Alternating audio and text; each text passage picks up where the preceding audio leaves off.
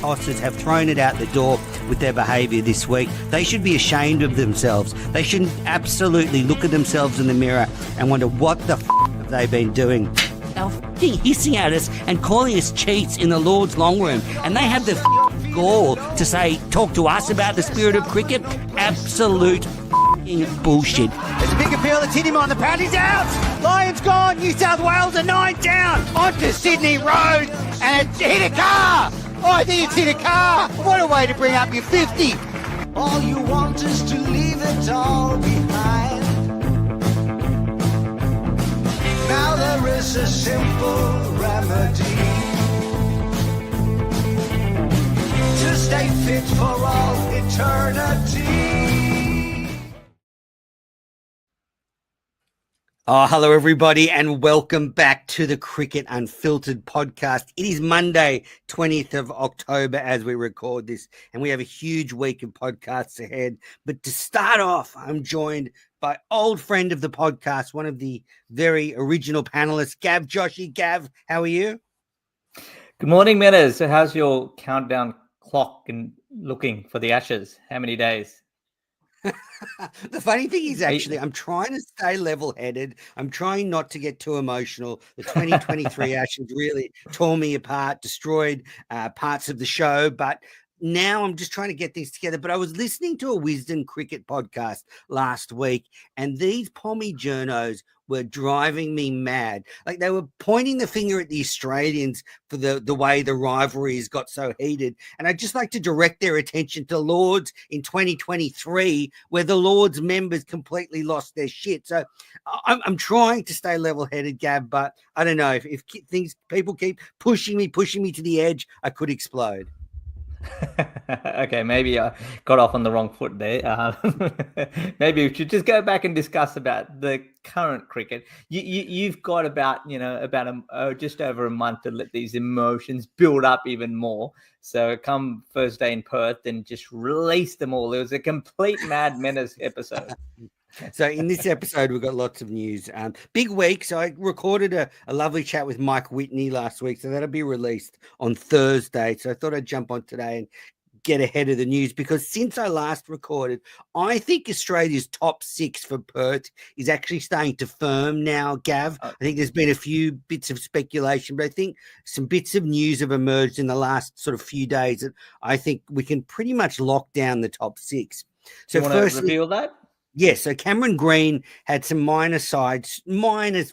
minor side soreness after returning to bowling, missed the ODIs against India, which I think means, Gav, good news for Beau Webster. I think they'll want to take Beau Webster into at least the first couple of test matches as a backup, not just for Green, but also just if any other bowler goes down with Cummins out, because you probably can't rely on Green just yet to maybe bowl 10, 15 overs a day. They're probably going to have to slowly bring him back into bowling. So I think that's good for Webster. I think Green may bowl, but maybe just in short doses. So I think that Webster's firming now as at number 6. And his injury was just an ankle sprain. Now, ankle sprains, actually, you can get over them. You just have to rest them. And I think that's what the selectors directed him to do. Don't risk going over it again and then you slow you down another month. So, yeah, what do you think? I think we'll see Green probably at 3, maybe at 4, and Webster at 6. Oh, and Marnus making runs as well has, just sort of open up more possibilities for Australia. I think he'll open. I think you can lock it in now. Marnus will open in that first test. Well, George Bailey was actually asked about Beau Webster playing. Is he good enough to play as a pure batter alone? And there was a bit of he didn't say yes, it didn't say no, but all the indications were you mean Green? Webster. And he basically said, look, he's an all-rounder.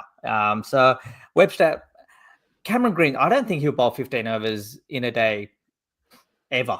I just don't see it happening. I just can't see it happening anytime in the future. I think Cameron Green is always going to be maximum bowling 10, max 12. He's never going to be a 15 over bowler ever. I just don't think it's going to happen. Batting at number 3, I look, now Marnus has got runs, right? I think Marnus should bat at 3. Look, I know some of the England players, and speaking to a couple of the England journalists and some of the sources I've heard, England players don't like Marnus. When I say he irritates them. Just his mannerisms, just the way you are. We all know how Marnus is. He can irritate a few in the Australian dressing room as well. So I think Marnus should bat at 3. And then what do you do with the rest of the order? Well, Steve Smith 4. Travis Head at 5. Well, I guess then how do you fit in Cameron Green? That's the big dilemma that Australia has. So to fix that, we go back to what you're saying is, Marnus to open and Cameron Green at 3. I don't like this Cameron Green 3 experiment. I don't like even the Cameron Green 4 experiment. I think he's a number 5, number 6. Let's remember, like, he's, given his injuries and so forth, like if he spends a bit of time in the field, then he has to come out, and Australia's 2 down, and we saw that a lot. Has to bat again, spend a lot of time. Injuries aren't just about bowling. It's about how much time you're spending on the field, whether that's batting or fielding or catching or whatever it is. So I don't know about Cameron Green at 3. But right now there's no other fix, to be honest. Like, well, that's what I'm really. That's what I'm really locking in on. It's what I think they'll do. Not necessarily what I'd do as the selector. They haven't yet come to me. They don't have another option then, do they? Because no. Smith has to be at, probably 4. I guess there is some talk. Smith could go to 3 and Green to 4. That's one little simple fix. But interesting on Marnus. So Stuart Broad on his podcast last week said, as an England team, they would feel more comfortable if Marnus isn't in the team. And he pointed out that Marnus is very hard to bowl to, especially on Australian wickets, because he's such a good lever of the ball on length in Australia, and it makes it very hard to bowl them. Different when you obviously get to England where the ball's keeping lower. So I think he poses a lot of problems.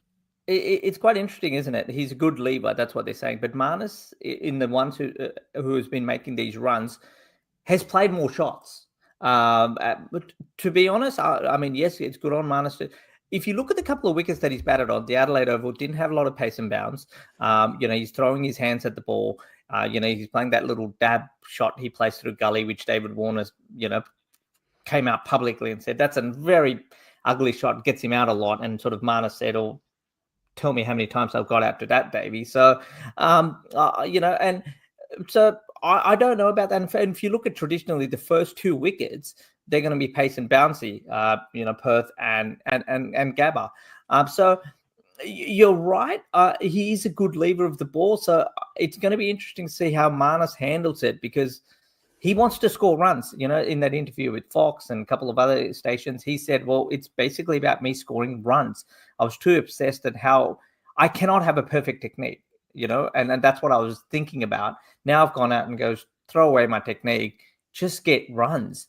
So that's going to be interesting to see how he goes. And if you watch a lot of his boundaries, he's hitting the ball well. Yes, he's hitting, but can he do that in a test match? And I agree. Stuart Broad and the Englishman, he irritates, not just Englishmen, some of the Indian players.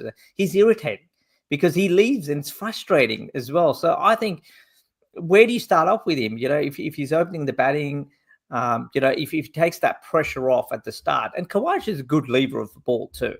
I think Khawaja and Marnus opening will really irritate the England bowlers, because they leave well, not on line, but on length, as you rightfully said. So, Marnus starts, but right now, if these two go well, then, just Smithy, I don't mind Smithy batting at number 3. I think he's just said, look, I'll get up, and that's Steve Smith. We got pushed up to number.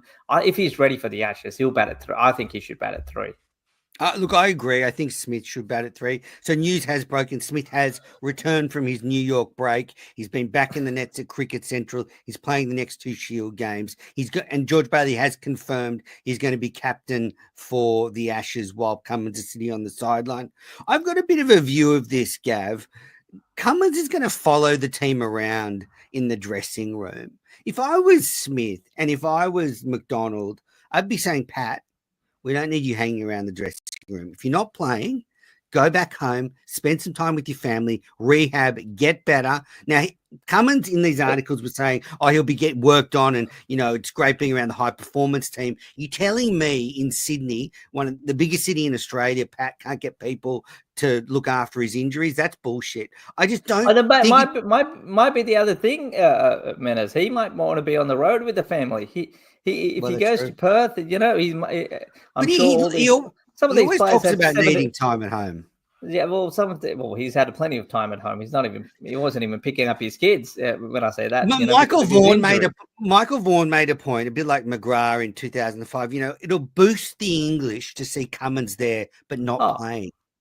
Absolutely. I mean, you look at every time in the last 5 years, Australia have needed a breakthrough. Cummins has done it, right? Whatever state, whether that's in Pakistan, whether it was the SCG Test match last year. Where Rishabh Pant scored 55 of 30 balls and he got him nicked out. Otherwise, Australia, 40 more runs or 30 more runs by India, or series could be 2-2. Pat Cummins has done it so many times. Don't forget his record against Joe Root. I think he's dismissed. No bowler has dismissed Joe Root more in Test cricket.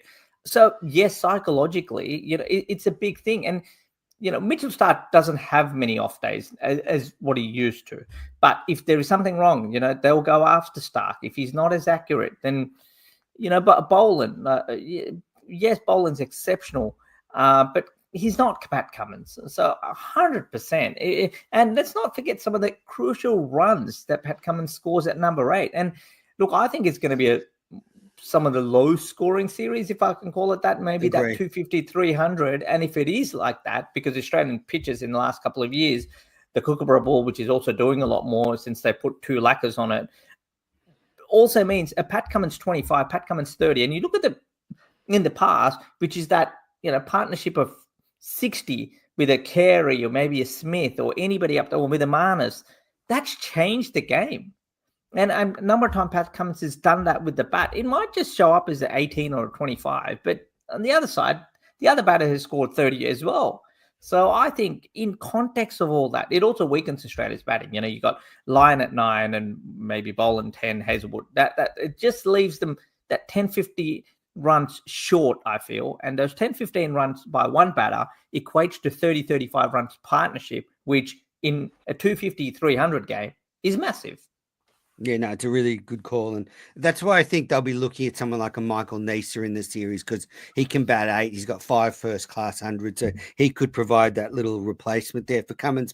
All right, just before we move, I just want to tie up the top 6. The way I see it, just looking at the selectors and the way they've showed faith and consistency, if I was a betting man right now, I would go Marnus and Khawaja at the top, Green at 3, Smith at 4, Head at 5, Webster at 6. That's the way I see it playing out. Maybe Smith and Green swap if Smith says, I'll take on number 3, and that gives Green a bit of a break if he bowls some overs. So that's the way I think the top 6 is firming.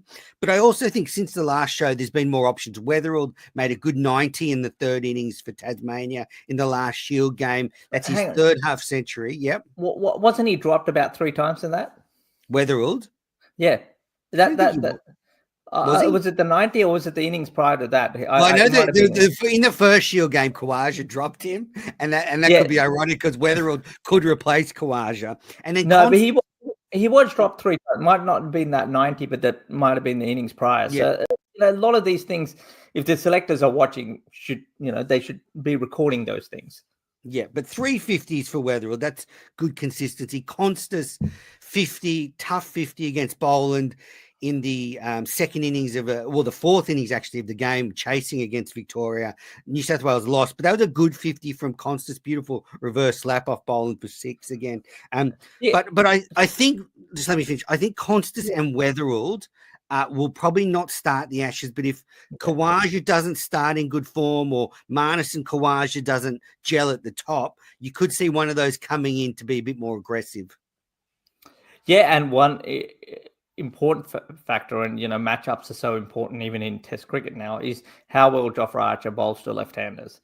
And if you've got Weatherald up the top with Khawaja there as well, Heads are always there, so at Carey as well. So Australia, if they have 4 of the top 7, that's something Australia will look at as well. So I don't think Jack Weatherall gets a look in, to be honest. The other thing is with the back to debate of Smith at 3 or Green, do they swap? If Green goes, at number 4, then suddenly Australia's the most experienced batters at 1, 2, 3. Then you got Green at 4. Yes, Head, of course, more experienced now, over 50 tests. And then you got Bo Webster. So I think it just puts a little bit of extra pressure on Travis Head. And I don't think they'll do that. And that's why I think they'll go, well, what's the worst? Green nicks off early, but at least we got Smithy at 2 for 10 rather than 2 for 10. Then you've got Green coming in. I think they'll review that as well. Well, I agree. And look, McDonald and Beatty have said pretty consistently, Smith and Head have been so good at 4 and 5. Why would you change that? So that's why I think if I'm a betting man, it's Khawaja, Labuschagne, Green, Smith, Head, Webster. All right.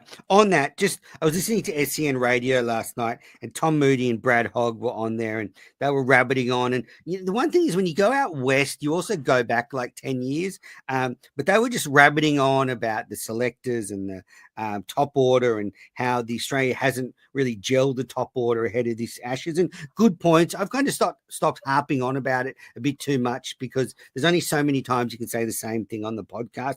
But they have a lot of concerns about Usman Khawaja.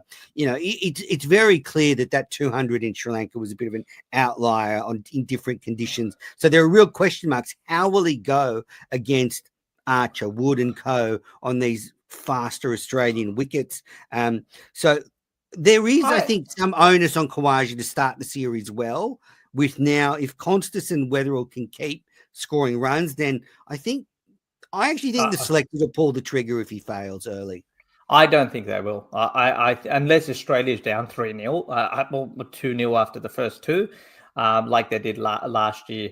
And got rid of McSweeney, but that was more a tactical thing, nuances. I don't think. Just look at the way that these teams played, unless Usman's just not doing the job. But look, I think Khawaja, he soaks up balls at the top. I think that helps Australia. Last year against India, he was getting out quite early. Yes, he said he was getting boomeranged, and the pitches have a lot to do with it as well. Look, I mean, one thing people are just not talking about. Openly they're saying, Australia's, batting is weak, but Australia's got the 4 best bowlers probably playing as a unit ever. I mean, all these 4 between them have over 300 wickets. I think Hazelwood's closing in on that figure, but that's it. It's never happened in Test cricket.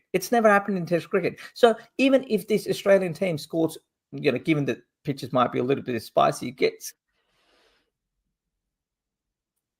280, 300, that's more than enough. And to get 280, all you need is a Marnus to get a 70, another batter to get a 40, and another couple of 30s here, which generally happens from the tail. And that's enough. That's enough. This bowling lineup. I think people forget. Mitchell Starc is in career best form. You look at the minute he knows how to bowl the scrambled seam across the left-handers. He's pulled his length back. He has been remarkable. He's not easy. You can't get, Starc hasn't been going at like 4 and 4.5 and over anymore. He goes at 2.5. And so how England, I think people are just underestimating how good this Australian bowling lineup is. And they're not talking about them as much, maybe because they all know how good it is. It's just, there's almost underhype about this Australian batting, but there should be overhype of the Australian bowling because they're just so good. Yeah, no. Australia's bowling is what will win us the series, no doubt. So yeah, I'm worried that if Khawaja gets out of the block slowly, it'll struggle just on the bowlers. So you've got Cummins, Hazelwood, Starc, Boland as your clear top 4. I actually think if Richardson's fit, he's actually the next best bowler, but he's not bowling it, so it's pretty hard to slot him in there in the Ashes at any stage yet. You've got Brendan Doggett, Sean Abbott. Then I want to throw 2 names at you that I think are smokies if a bowler goes down. Matt Kelly, he started the summer 2-5 for Western Australia, won a lot of titles out west with the Western Australian team in all formats. He's got almost 200 first-class wickets at about 27 now. He's got more experience. He's, not a young man anymore. He's plied his trade at Shield level, started the season off very well. And I think he could be a real smoky if Australia needs a fast bowler early in the series. What do you think of Kelly? He's not bad. I remember the game, the SCG. We might have been commentating on it, and it was basically a mud bat. I think Chris Green's debut, and they thought spin's going to do damage, and he came. Matt Kelly, I think he took, 4 for in the first, and another 4 for in the second. So it's a guy who can bowl. He comes is a bit unusual with his run up. He comes at a very angular run up, bowls a bit of outswing. Like you said, his mature age, and I think given the success that Scott Boland's had, I don't think Australia will be concerned of throwing, even like a Brendan Doggett, who's 31, 32, coming into the lineup, because they know you want to win the series and then look for the future. So I think Doggett, given his height, I think they're looking for a lot of likes. Depending on how long, Stark and Hazelwood want to go, I think that big transition of the Xavier Bartlett's, and the young kid from Queensland who's injured at the moment is Fiedler. I think that transition will come next summer because I think Australia's playing a bit of weak opposition. So I reckon someone like a Doggett, Kelly. I got a question for you. Do you think Fergus O'Neill could take wickets at Test level? Because I think he could play a bit of a role Boland has played, whereas if we get to the Boxing Day Test and there's a bit of green on the wicket and Australia needs a specialist, then Fergus O'Neill starred for Victoria, a lot of experience at the MCG. I mean, people are saying he's too slow to take wickets at Test level. Where do you think? Look, I mean, Chris Rogers rates him highly. He almost called him the Philander of Australian cricket. And Philander didn't need much. He didn't bowl. He touched around 130 max, and we had wonderful figures in Test cricket. So, it's a good shout. I don't know. I mean, but England will look at those kind of bowlers and just, this batting lineup especially would love a bowler like a Fergus O'Neill. I think they'll go after them. I think Doggett's a little bit different. He's got a bit of height. I think this fascinating duel is going to be Boland against this England batting lineup, because they're going to come hard at him more than any other player. So it's going to be interesting to see. If Boland succeeds, then I think Australia are going to go really well. If they can, get a few, hit him off his length, then look, I think England's going to, England batters will score a few more runs. Yeah, Adam White stole my other take on the radio yesterday, which I tweeted out. But I actually think Jack Edwards is almost a Test bowler now. I think he is tall, hits the pitch hard, gets that extra bounce. His bowling has come on in leaps and bounds. And you talk about low order runs. If you want to like for Cummins, Edwards is actually a pretty handy number 8. He's definitely not shown anything yet for higher honours at Test level as a batter, but he could play in the series as a frontline bowler. He opens the bowling for the Blues and bat at 8, handy fielder. Well, I think he might even come into the mix, and that's why he was taken on that tour to India, maybe in a couple of years' time. Jack Edwards is, he's 28 now, 29? No, he's 25 or something. 25, yep. So there you go. He's got plenty of time. I think, he might look that extra pacer, a bit like Bo Webster. Probably can, maybe not bat at 6, but, a lot of people say, can Bo Webster bat? Yeah, so... there's lots of good players. So, Jack Edwards. Look, a lot of talk about Sean Abbott. I think Sean Abbott doesn't cut it for me. I think he's that classic sort of great Australia A bowler. Doesn't quite be there. I don't think he's talked about. I know he's been around the squad. Probably a better white ball cricketer, I think. A better white ball bowler than a Test bowler. So I don't think so. I think they'll also keep Xavier Bartlett around. I think he's one to look out for the future more than Jai Richardson. How old is Jai Richardson now? 27? I have a look, but he's getting on a bit. I reckon he'd be 28, 29. Yeah. So, I mean, how long, 29. 29. Still got it. Manners still got it. Still got it. There you go. Well, Xavier Bartlett's 25. Let's not forget, you talk about the Australian golden generation of bowling. And I think Australia's just got to make a fresh start sometime in the future. Right now, that's not the time. So that's why I like to, dog it. But you said like, it, going back to Michael Neser. You don't blood people in an Ashes. So you win the Ashes, you blood people after. All right, we're running out. What about if it's 3-0 England? To England? Yeah, then what happens?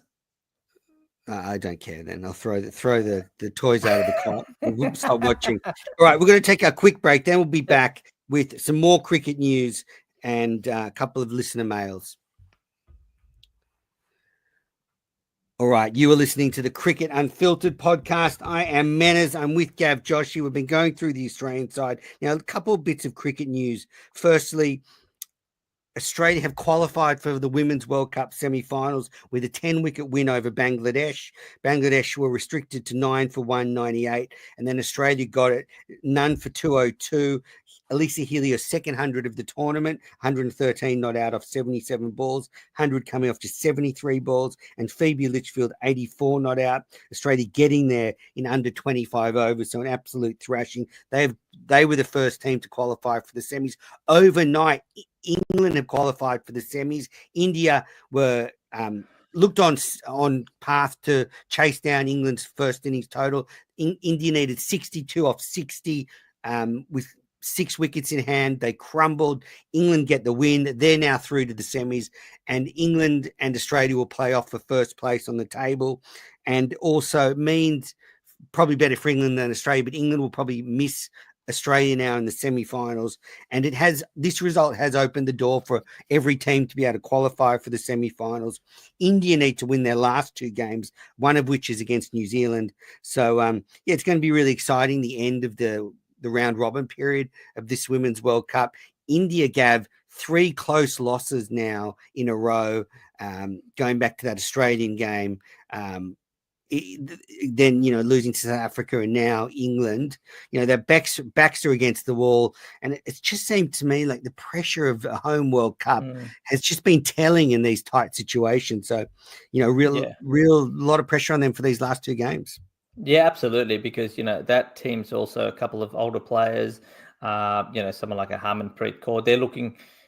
This generation of like the Smriti Mandhana and so forth have been around for a while, and they're hoping that if they can get India to the final or even win the World Cup, it's going to, transform a new generation coming through. That's the whole big build-up in India. If they don't even make it to the semi-finals, and mind you, New Zealand's a good team, it's going to be a almighty failure for the Indian women's cricket team if they don't get there. Yeah, absolutely. All right, so we'll be watching the World Cup with great with great attention as the games draw to an end. Now, a couple of sad bits of news over the weekend. The first one is the passing of former South Australian cricketer Ben Cameron. So thoughts and prayers to his family and everyone at South Australian cricket. A tragic loss, a young man, and gone way too soon.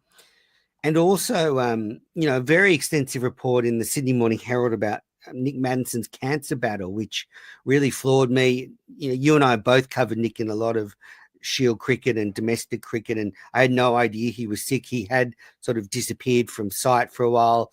Wasn't sure what that was about, but now it was revealed. And I just want to again send my best wishes to Nick, and I think he's recovering and starting to bat again, and looking to return to cricket. But really sad news, and I'm glad to see him on the improve, but quite a shock. And I would encourage you, if you haven't read it, great story by Tom Decent where he really goes into Maddison's battle there.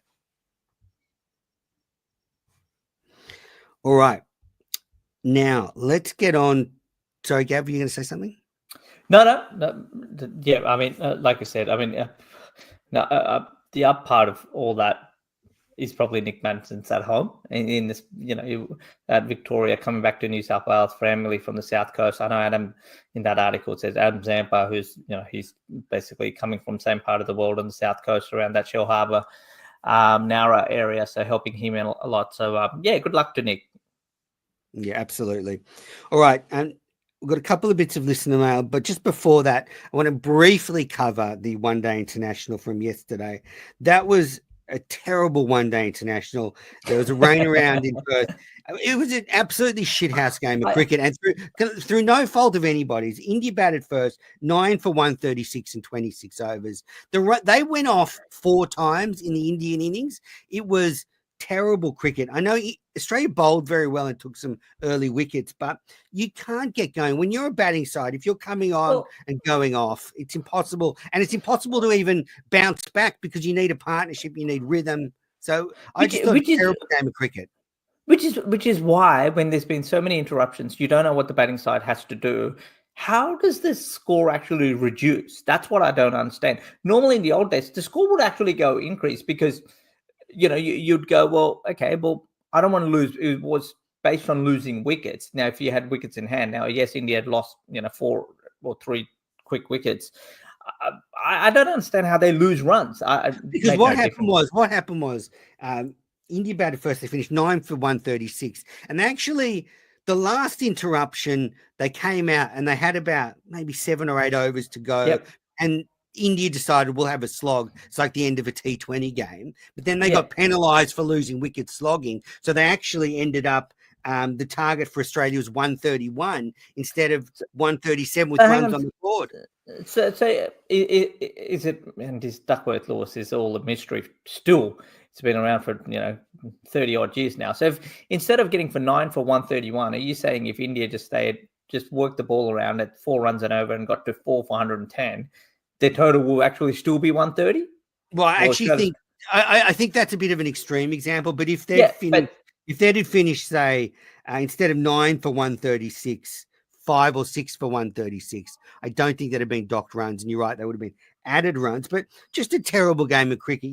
India's first innings destroyed by rain. Then Australia chasing a middling target. I have to say it was one of the worst one-day internationals I've ever seen. For Australia, they're good performances. I mean, we saw Mitch Owen 2 for 20 on debut, Kuhnemann 2 for 26. Hazelwood looked in great form, 2 for 20. I mean, he is bowling beautifully. Mitchell Stark an early wicket. And then in the chase, Mitchell Marsh 46 not out, Philippi 37, and Matt Renshaw 21 not out on debut. But overall, good performance from Australia, but very forgettable. I tell you what stood out for me the most, the pace and bounce of the Perth pitch than any of the cricket. I think that was fantastic. And, the Ashes test is just over a month away now. If we're going to have that pace and bounce, it's going to be fantastic because you see Nick's carrying to, waist high. That's going to be good. Hopefully they'll keep that pace and bounce in that pitch because that's going to make it, the Ashes series of that opening test even more riveting.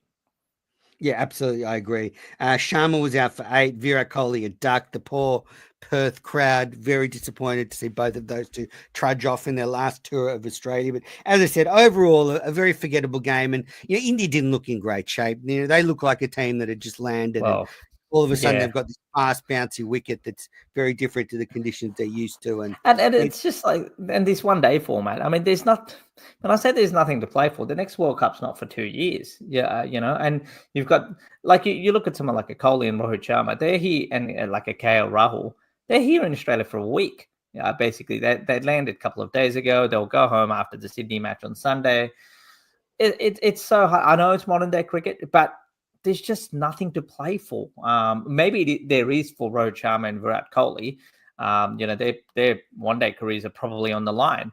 But apart from that, there's nothing. I think the T20 series is something to look forward to because, we've got the T20 World Cup in about, 4 or 5 months' time. So that's something to look forward to. This one-day series, we know it's a bit of a cash bonanza for Cricket Australia. These 3 one-dayers and the 5 T20s will make a lot more money than the 5 tests that India was here for last year. So we all know that. But these one-dayers, it's a little bit of a crowd puller. I like it. To be honest, it's a bit of an entree. Look, it actually makes, if we had someone like a Pakistan or maybe a New Zealand and like the West Indies we've had in the past before the big series, people are just, the Ashes is still a month away. Well, right now with India, given this, so many Indian expats in this country, I think there's a build that the TV audience will be up. They'll be still talking about a few players. rather than if it was West Indies. I reckon the numbers are probably 1/10 of what who might have seen the cricket last night.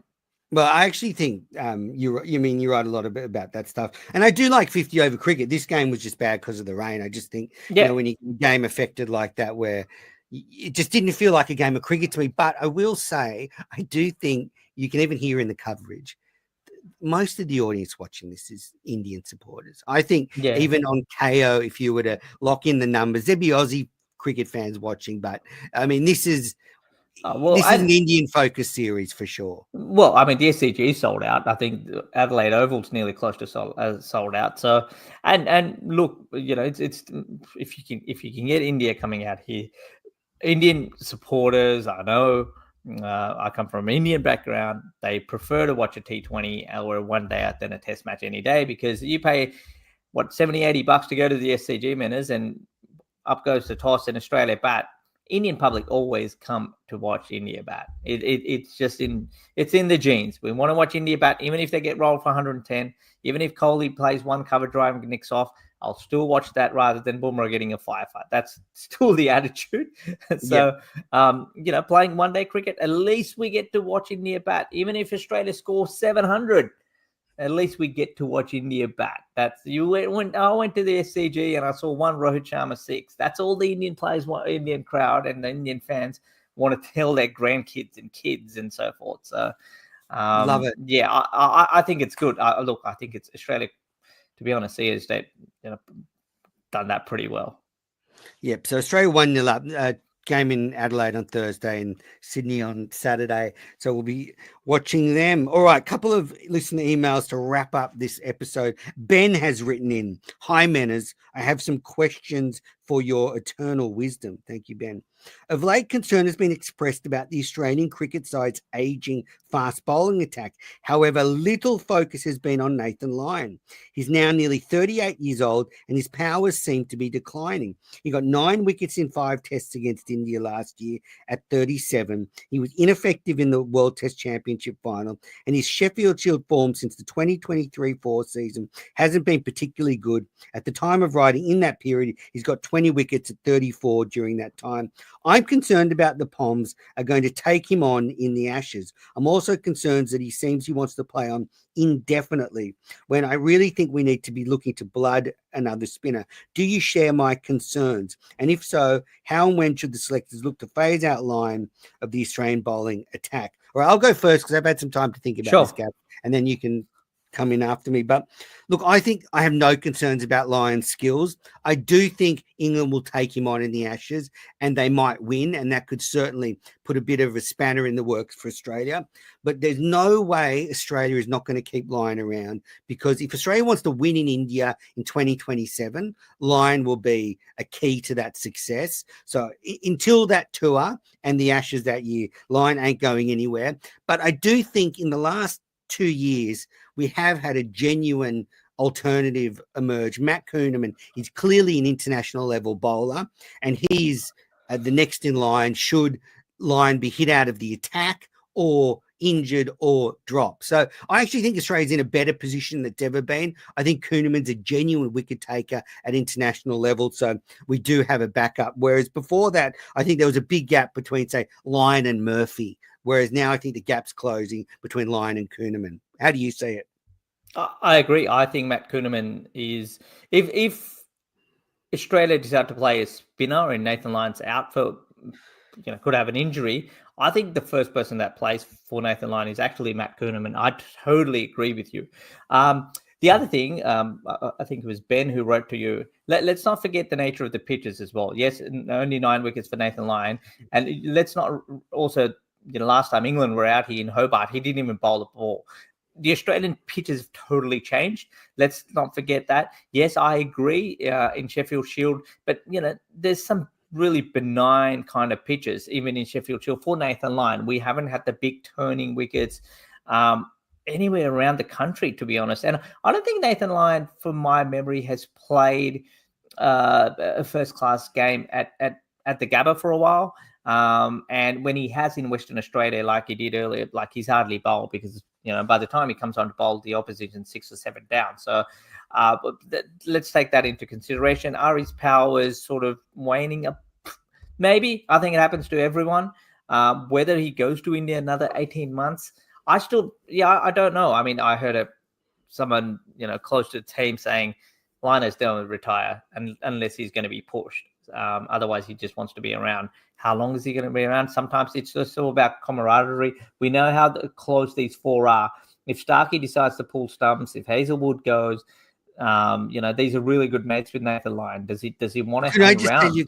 Can I just tell you something? I heard Pat Cummins talking about this to our friend Barrett Sundaresan, who did an interview with him for SCN in September. But Cummins intimated that Stark doesn't want to go anywhere, which would mirror up with him retiring from international T20 cricket. Stark might want to go to India in the Ashes in 2027, and Lyon and Hazelwood. So this top four might not be going anywhere. Well, let's not forget, we talk about longevity. Two of the guys who bowled, played Test cricket, late into their 30s, was Stuart Broad and Anderson, and they gave up, a white ball format, last 7 years of their career. So it's doable. It is absolutely doable. And one day cricket, there's so much T20 cricket now. One day cricket, there's bits and pieces here and there. Modern science and so forth. But going back to Ben's question, I think Matt Kuhneman's the next person. I totally agree with you. I also think Nathan Lyon will definitely want to go to India. Him, Kuhneman, whether that's Murphy, Swepson might come into Roccocholi's there as well. There are a few of those boys, and Australia, I think, are sort of after this Ashes. I think everything long term is going to be focused about that India series in 18 months. The next great feat that Australia needs to conquer is winning in India again. All right, an email here from Troy. Been listening to the podcast since the very start back in the Australian cricket podcast days when Gav first joined. Listening to your latest episode about white ball cricket, and I've been thinking about whether white ball cricket is actually being affected by being behind the paywall these days. Personally, I'm not convinced it is. Ratings for things like last winter's NRL seasons have seen record highs on Foxtel and KO. And Troy goes on to say his life revolves around watching sport. And for others, it just seems like you have to have KO or Foxtel now if you want to be a real sports fan. Then he goes on to say that he thinks, he'd be interested in the demographics watching cricket on free to air. And he says that his club registrations for players have actually gone up a lot, and cricket is really strong. I would agree with that. Cricket is flying. You only have to look at the results last year in consumption. Cricket is flying. But where I think he's wrong is, and I think cricket holds... When you say cricket is flying, in what terms are you talking about? I think, district cricket and grade cricket now, this real Southeast Asian immigration is 100%. 100%. 15 years ago, they were struggling to fill grades. Now it's come back again. I also think, you just look at how many people watched and went to the cricket last summer. They broke all the records. So that's strong. But just on the paywall scenario with white ball cricket, I just think, say, one day cricket is the sort of thing that you might just flick it. If you're a casual cricket or sports fan and there's a one dayer on, you might just put it on in the background and leave it on all day and come in and out of it. Whereas you're not actually going to go, if you're just a casual fan, maybe, and buy KO and then go and find it and then put it on. You will if you're a cricket tragic, but if you're sort of on the fence sports fan, and you might, cricket's one of those things you put in the background and follow all day and come in and out of. So that's where I think it's been affected. Different to, say, NRL or football, which is a bit more event TV where, it's a night, whatever it is, an 80-minute game. Yeah. You're going to sit down, you're going to watch it. Whereas a one-dayer or a T20, you might just put on all night. Yeah, even a T20 goes 3.5 hours, man, as well. NRL game is going hour and a half. And there's also a big difference now which is happening because, you look at NRL, it's the shortest duration of our football codes, which is attracting more eyeballs, where AFL's over 3 hours, which seems a little bit too long because all our concentration spans are getting less and less. Yeah, no, you're right. So I agree with Troy, though, that I think, if you're a real sports fan, you need to pay for the sports you want to watch. That's the reality of 2025. I definitely agree across multiple, you might want to watch tennis and look, there's just the streaming platforms and how the future of broadcasting of sport is going to be, that maybe in 10 years, and you look at this, it could genuinely, and they're talking this in the NRL, where you might have a Friday night game where it's free to wear. Saturday games are going to be Foxtel, but Sunday games you might have to sign with Amazon Prime now, or Netflix, or Netflix. Yep. And and you could have Cricket Australia where they're broadcasting, and somebody might say, well, yes, we'll only sign your deals if say for New Zealand is coming, then we'll broadcast it. We won't broadcast if India is coming, so forth. So I think it's just going to be broken up, and I don't think sporting bodies are going to complain, because you're going to have bids for different portions. And you look at how many radio networks are there now. 10 years ago, it was just Look at the NFL. I think the NFL is the best example in the US. The NFL, they've sold off all their products, different networks, different streaming services. Baseball sold the Friday night game to Apple TV. The Red Sox fans that I know were going nuts because the day that the Red Sox clinched a spot in the postseason, that was the Apple TV game, and it was all, you all of a sudden had to go and find it. If you didn't have Apple TV, you had to sign up for it. So I think that's the way cricket is going. But Troy, thanks for getting in touch. We are running out of time. Gav, got a great email here from Ads, which we'll get to next time, asking about some of the great servants in domestic cricket. But yeah, we're running out of time. So Gav, thanks very much for joining me on this episode of Cricket Unfiltered. You can find Gav at Gamper_cricket. But yeah, great to see you, Gav, and we'll catch up soon. Yep, likewise. Thanks for having me on. Listeners, thanks for tuning into this episode of Cricket Unfiltered. We'll be back soon. Got a great episode coming out on Thursday with the great Mike Whitney. We preview the Ashes. We talk about his post-playing career. It is a fascinating interview. He is one of the true legends of Australian cricket. Well, he's just a legend. So tune in on that on Thursday. That's a great Manners Masterclass.